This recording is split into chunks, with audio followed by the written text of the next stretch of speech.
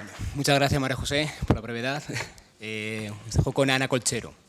Bueno, quizá no seré tan breve, pero buenas tardes.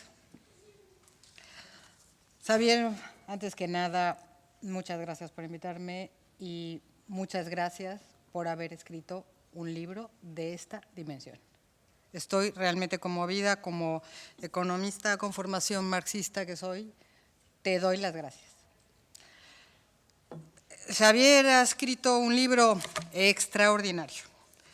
Primero por el rigor y la profundidad de su análisis y por haber logrado compendiar en un tomo el gran debate mundial. Pero no se termina ahí la importancia de este libro, sino que gracias a su rigor metodológico logra probar una y otra vez el carácter de las contradicciones en las que se encuentra el imperialismo y de la destrucción sistemática de fuerzas productivas. Quiero presentar los aspectos más relevantes, sería imposible, o sea, necesitaríamos mucho más de 15 minutos, por supuesto, del libro, usando citas directas de Xavier y siguiendo el orden cronológico de los capítulos, que es, por supuesto, el orden lógico a nivel metodológico. Es clara la preocupación constante de Xavier por explicar con detenimiento, por llevarnos de la mano para comprender el entramado de la economía mundial del siglo XX y el momento actual que estamos viviendo. Cito: el conflicto se plantea en el corazón mismo del capitalismo al convertirse sus relaciones de producción en el obstáculo para el desarrollo de las fuerzas productivas, que ya solo será posible mediante la superación de dichas relaciones de producción. Cierro la cita. A diferencia de otros textos que ni de lejos abarcan lo que y que no logran demostrar sus afirmaciones, sino que nos saturan de datos sin sistematizarlos, Xavier ha hecho un trabajo científico que a partir de ahora será un libro de referencia indispensable para la comprensión de la economía y para los movimientos que se plantean seriamente las alternativas de lucha, dado que para enfrentar al imperialismo hay que conocer sus entrañas y las leyes que rigen sus contradicciones, fundamentalmente la ley del valor y la ley de la tendencia decreciente de la tasa de ganancia. Xavier caracteriza el momento actual de la siguiente manera, cito: por tanto, no se trata de la crisis, sino de algo mucho más profundo, la imposibilidad siquiera de mantener el grado de desarrollo alcanzado por las fuerzas productivas en el marco de las exigencias de la acumulación de capital que conducen inexorablemente a una auténtica huida hacia adelante.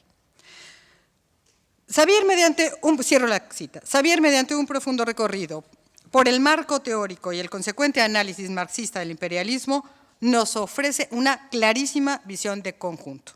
La exclusión del carácter histórico de los procesos sociales que suelen hacer los economistas vulgares, como los denominaba Marx, y yo me apunto, nos dice Xavier, tiene por objeto hacer pasar una situación, cito, una situación histórica particular por una norma eterna, vetando así toda posible discusión acerca de toda forma alternativa de organización social superadora de la vigente, cierro comillas, desnaturalizando así el objeto de estudio.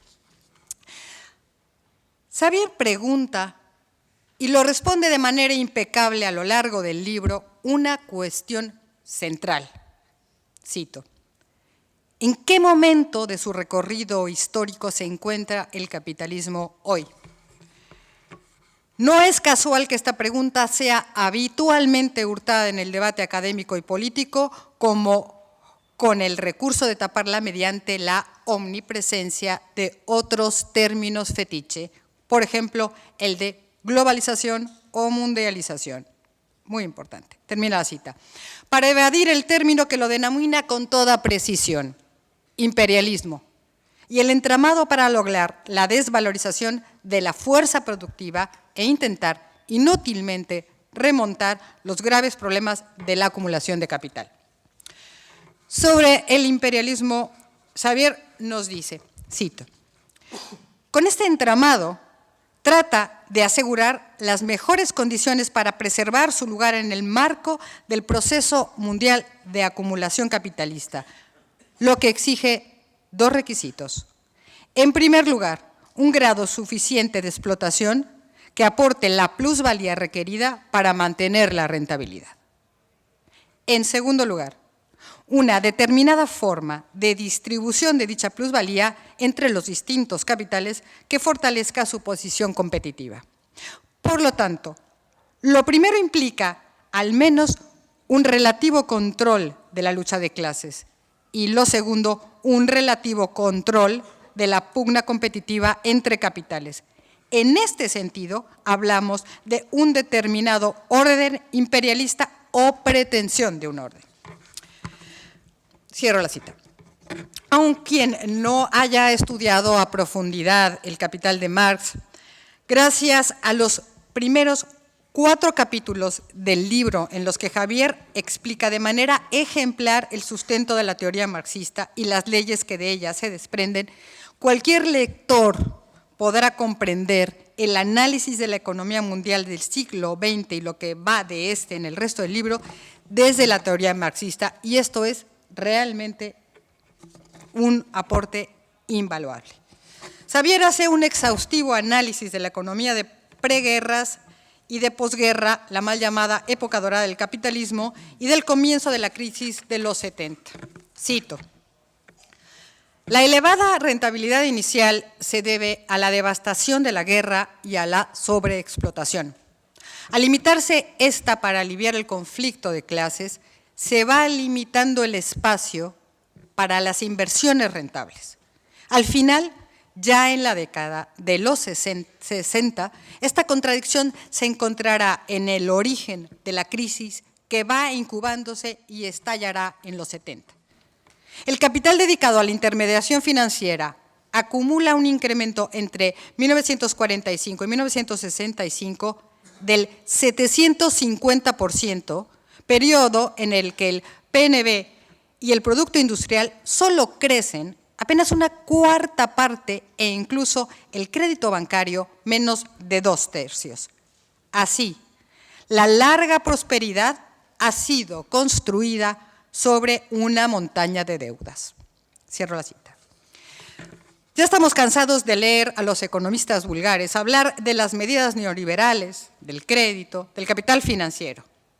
Xavier explica minuciosamente su esencia, sus leyes y su importancia en la economía del siglo XX y en la actual, y no da tregua a esos economistas hasta dejar las cosas perfectamente claras. Cito: la ruptura del patrón dólar-oro en 1971 va a convertir al mercado internacional de divisas en un espacio privilegiado para la especulación, ya que cada vez en mayor medida las monedas pasan a intercambiarse como activos financieros en lugar de como medios de intercambio de mercancías. Ahora bien, sobre el límite del capital financiero especulativo, Xavier nos dice: el límite existe y es estricto. La masa de plusvalía total, que finalmente es idéntica a la masa de la ganancia total. Esto es fundamental. Los capitalistas, dice Xavier, necesitan mover sus capitales a esas actividades no productivas, lo que visto en términos del capital en su conjunto, solo pueden calificarse de huida hacia adelante, para preparar las condiciones para una mayor y más profunda destrucción de fuerzas productivas. Cierro. Xavier nos descubre la naturaleza del crédito y su función y contradicciones dentro de la acumulación capitalista. Y cito: aunque habitualmente se presenta el crédito como el traslado temporal de rentas futura a un consumo presente, en realidad el crédito es una redistribución no en el tiempo, sino en el presente entre distintos sujetos. El total del valor, el total del trabajo social que lo fundamenta es un límite infranqueable. No se puede repartir ni consumir más de lo producido. Los créditos no salen de la manga, sino de la única baraja existente. baraja a la que, por tanto, le queda una carta menos tras cada carta que saca para el crédito. Así de claro. Xavier tira por tierra la falacia de las medidas neoliberales al probar que no son tales, sino simplemente políticas fondomonetaristas orientadas a la desvalorización de la fuerza de trabajo y no políticas liberales o neoliberales. Cito: en conclusión, caracterizar estas políticas como neoliberales genera confusión porque apunta a la idea de una imposición, obedece a cuestiones teóricas o ideológicas, cuando en todo caso lo que hay detrás de ella inevitablemente son intereses. Políticas persiguen, mediante esa desvalorización que se expresa en un abaratamiento de la mano de obra, un aumento de la tasa de plusvalía que impulse la tasa de ganancia para que así pueda reanudarse la acumulación. Por eso, en rigor, estas políticas no han de ser caracterizadas como neoliberales, sino como fondomonetaristas, denominación que permite dar cuenta del hecho central de quién está detrás de ellas. Xavier demuestra que el discurso economicista esconde una intención política. Cito: por lo tanto, no se trata de que se apliquen políticas neoliberales, se aplican las políticas que favorecen los intereses del capital financiero dominante, que es el estadounidense, y por cierto, cada vez más cuestionando los procedimientos, al menos formalmente democráticos. Cierro. El control de la inflación, visto como el demonio al que si las economías nacionales deben someter, es el supuesto objeto de las políticas fondomonetaristas para resolver todos los males. Pero Xavier los desenmascara. Y cito solamente una de esas partes. Situar en el centro de la inflación es simplemente una excusa para imponer una serie de medidas, como se muestra en el hecho de que sus resultados respecto a ella son muy limitados. Por tanto, bajo la coartada de controlar los precios, lo que realmente se impone es una nueva forma de aumentar la explotación. Cierro. El capítulo 6 es de especial importancia, pues aborda la economía de la URSS y su inserción en la economía mundial, así como sus características y contradicciones internas, y cito: una parte, la burocracia como casta, obtiene sus privilegios, los parasita, de una economía basada en la expropiación del capital, régimen que por tanto debe conservar. Pero otra parte, la única forma eficaz de conservarlo sería mediante una extensión mundial de la expropiación del capital, es decir, de la revolución mundial que, sin embargo, supondrá su cuestionamiento como clase directiva y la impugnación de esos privilegios.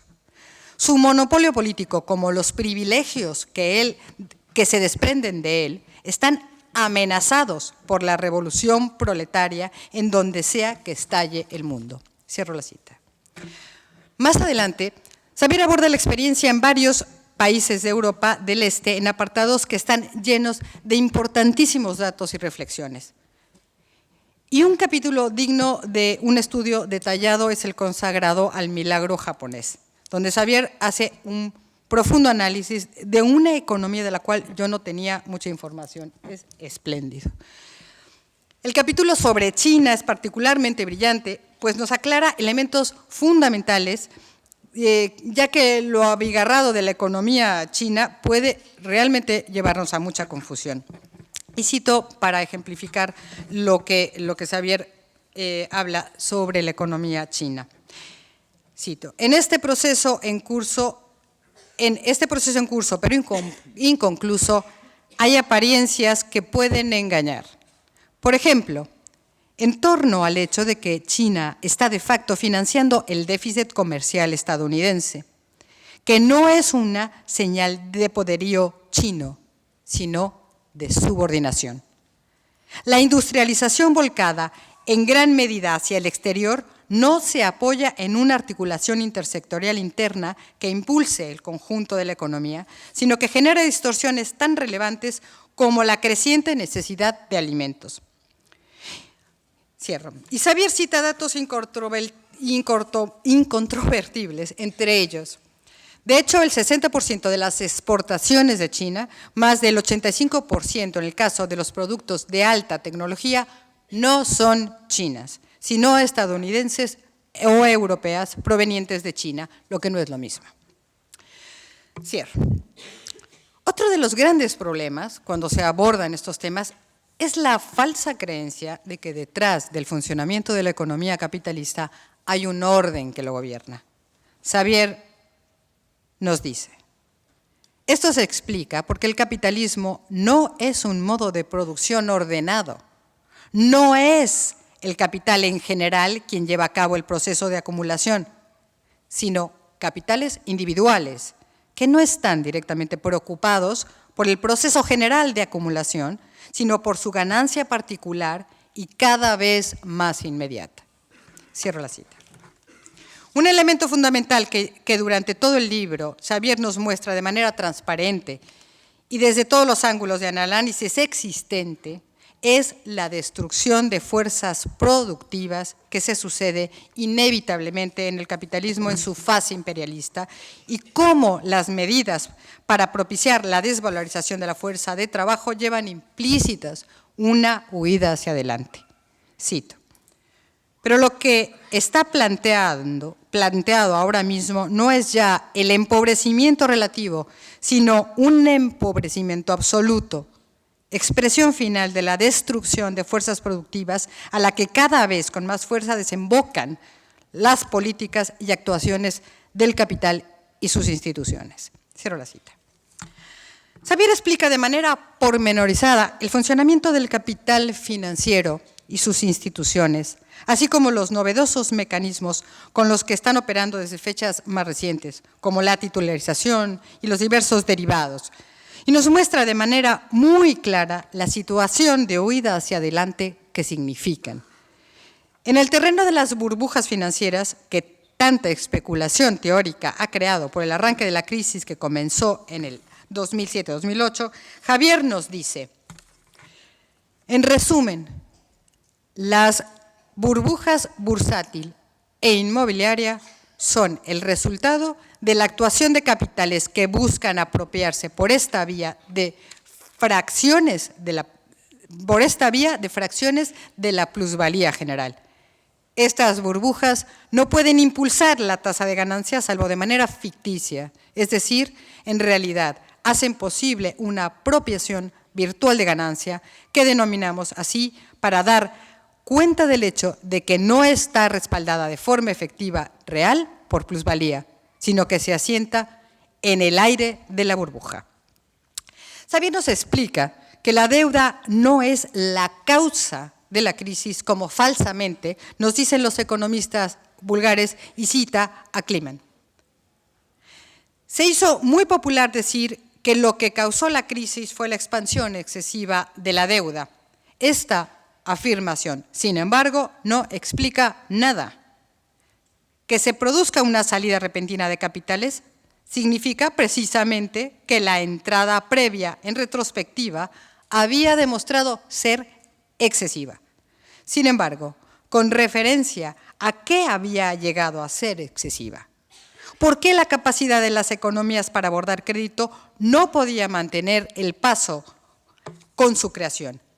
Debido a la ley del valor, el aumento de la productividad y la disminución de los valores no está siendo producido suficiente valor nuevo.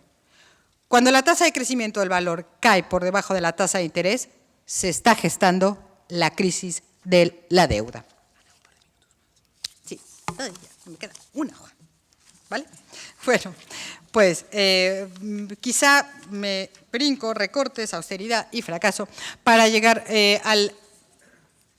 al capítulo de Europa y hablar que Xavier deja muy claro el caso de Europa al que le dedica uno de los mejores capítulos del libro.